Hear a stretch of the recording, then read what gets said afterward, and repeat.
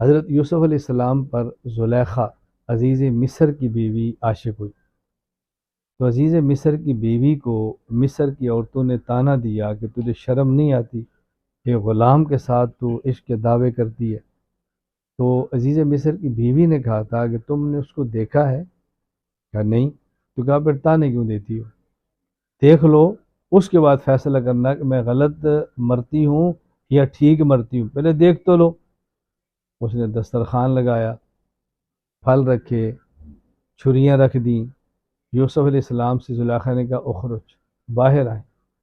یوسف علیہ السلام نبی تھے، نبی عالم الغیب تو نہیں ہوتا نا، ان کو کیا پتا کہ باہر کیا تماشا لگا ہوا ہے۔ کہ اب یوسف علیہ السلام تشریف لائے تو مصر کی عورتوں نے ایک کام کیا اور ایک جملہ بولا۔ کام کیا تھا؟ قطعن ایدیہن، اپنے ہاتھ کاٹے، اور جملہ کیا تھا؟ ما ھذا بشرا ان ھذا الا ملک کریم۔ اب نہ ہم ان کا کام سمجھتے ہیں اور نہ ہم ان کا جملہ سمجھتے ہیں۔ میرے کو نہیں سمجھتے تو آپ نے جلد بازی نہیں کری، ہم تو سمجھتے ہیں۔ جب میں اس کی پوری تشریح کروں گا تو پھر آپ نے کہنا یہ ٹھیک کہتا ہے کہ ہم نہیں سمجھتے۔ انہوں نے ایک کام کیا، ہاتھ کاٹے۔ اب اس کو سمجھنے کے لیے حضرت ام المومنین امی عائشہ رضی اللہ تعالی عنہا کا آپ ایک ارشاد بھی ہے، شعر بھی ہے، وہ سمجھیں۔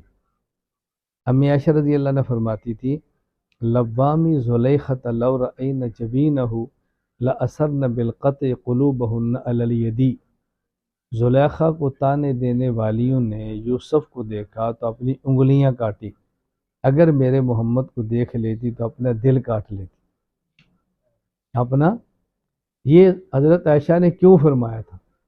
میں بار بار کبھی ایک جملے کہا کرتا ہوں، بھئی اتنی بات تو خطیب کرتا ہے نا، اگلی کیوں والی بات وہ وکیل کرتا ہے۔ میں تو آپ کے مسلک کی وکالت کرتا ہوں، خطابت نہیں کرتا، میں تو وکالت کرتا ہوں نا۔ یہ امی عائشہ نے کیوں فرمایا تھا؟ اس کو سمجھ نہ ہو تو مولانا قاسم ننوتوی کو سمجھو رحمۃ اللہ علیہ۔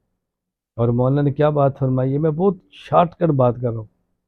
مولانا قاسم ننوتوی رحمۃ اللہ علیہ فرماتے ہیں حضرت آدم سے لے کے حضرت عیسیٰ، یہ انبیاء علیہ السلام دائرہ نبوت ہے، اور حضرت محمد صلی اللہ علیہ وسلم یہ مرکز دائرہ نبوت ہے۔ حضور مرکز ہے اور باقی نبوت کا دائرہ ہے۔ دائرہ بنتا بعد میں ہے اور نظر پہلے آتا ہے، اور مرکز بنتا پہلے ہے اور نظر بعد میں آتا ہے۔ دیکھیں یہ کاغذ ہے نا، یہ پرکار میں نے رکھی ہے، پرکار جو پرکار رکھی تو نیچے کی نقطہ لگ جاتا ہے، اس کے بعد یہ گول خط ہے، اس گول خط کا نام ہے دائرہ۔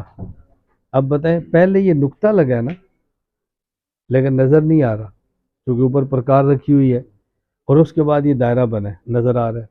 تو دائرہ بنا بعد میں ہے اور نظر پہلے آ رہا ہے، اور یہ جو مرکز ہے یہ بن گیا ہے لیکن نظر نہیں آ رہا۔ تو حضرت فرماتے ہیں آدم سے لے کر عیسیٰ علیہ السلام یہ دائرہ نبوت ہے، اور حضرت محمد یہ مرکز دائرہ نبوت ہے۔ مرکز بنتا پہلے ہے، نظر بعد میں آتا ہے، اور دائرہ بنتا پہلے ہے، بنتا بعد میں، اور نظر پہلے آتا ہے۔ آدم سے لے کے عیسیٰ علیہ السلام یہ دائرہ نبوت ہے، اور حضور مرکز دائرہ نبوت ہے۔ اس لیے ہمارے پیغمبر نبی اول بھی ہیں، نبی آخر بھی ہیں۔ نبی اول کیوں ہیں؟ وجود نبوت میں مرکز ہے نا، اور نبی آخر کیوں ہیں؟ ظہور نبوت میں۔ تو حضور نبی اول ہیں وجود میں اور آخر ہیں ظہور میں، جس طرح مرکز یہ اول ہے وجود میں اور آخر ہے ظہور میں۔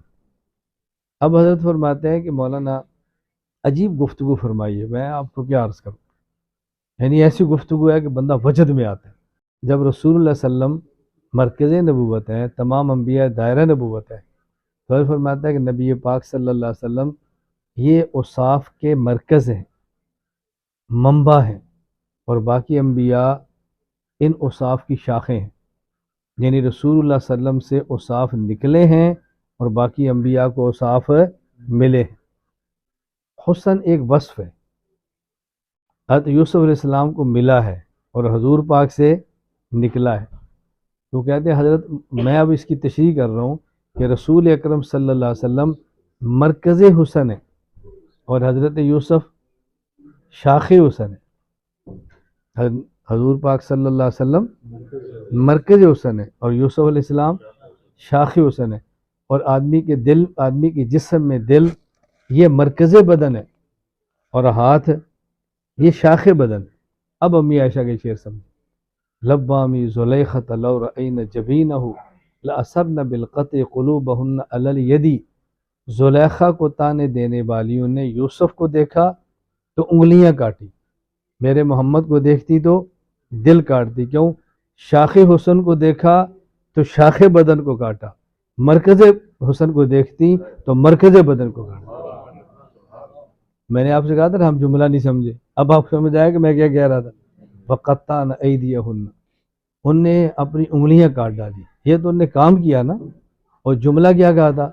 مَا هَذَا بَشَرَ، یہ بشر نہیں ہے۔ بتاؤ، یوسف علیہ السلام بشر نہیں ہے؟ بشر نہیں ہے، بشر ہیں۔ تو پھر ہمارے عقیدے کے خلاف آیت ہو گئی نا، ہم تو کہتے ہیں نبی بشر ہوتا ہے، وہ کہتی ہے بشر نہیں ہے۔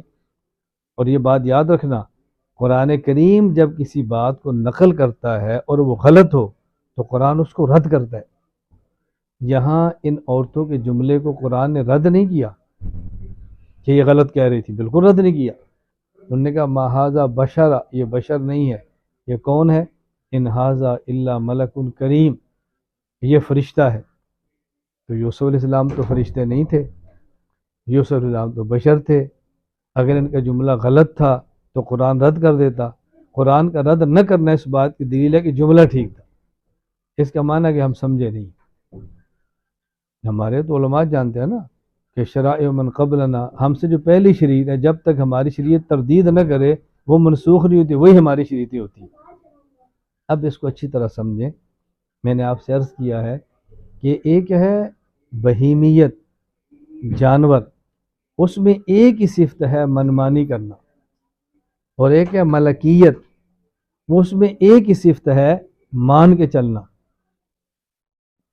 جو صرف منمانی کرے وہ کون ہے؟ جانور۔ اور جو صرف مان کے چلے وہ کون ہے؟ تو حضرت یہ جو انہوں نے کہا تھا ما ھذا بشرا، یہ یوسف بشر نہیں ہے، یہ بشریت کی نفی نہیں تھی۔ بشریت میں دو صفتیں ہیں، ایک ہے منمانی کرنا اور ایک ہے مان کے چلنا۔ وہ کہتے ہیں یہ وہ بشر نہیں ہے جو منمانی کرے، یہ وہ بشر نہیں ہے جو، دلیل ان ھذا الا ملک، یہ وہ بشر نہیں ہے جو منمانی کرے، یہ وہ بشر ہے جو مان کے چلتا ہے۔ اور ملکن نہیں کہا، ملکن کریمن کہا۔ کیوں؟ جس میں صرف مان کے چلنے کی صلاحیت ہو اور مان کے چلے اسے ملکن کہتے ہیں، اور جس میں نہ ماننے کی صلاحیت بھی ہو پھر بھی مان کے چلے اسے ملکن کریمن کہتے ہیں۔ جبریل ملکن ہے اور یوسف علیہ السلام کریمن ہے۔ میں نے کہا تھا نا کہ ہم جملہ ہی نہیں سمجھے، ان عورتوں نے کہا کیا تھا، بتائیں وہ کتنی سمجھدار عورتیں تھیں۔ اب سمجھ آئی؟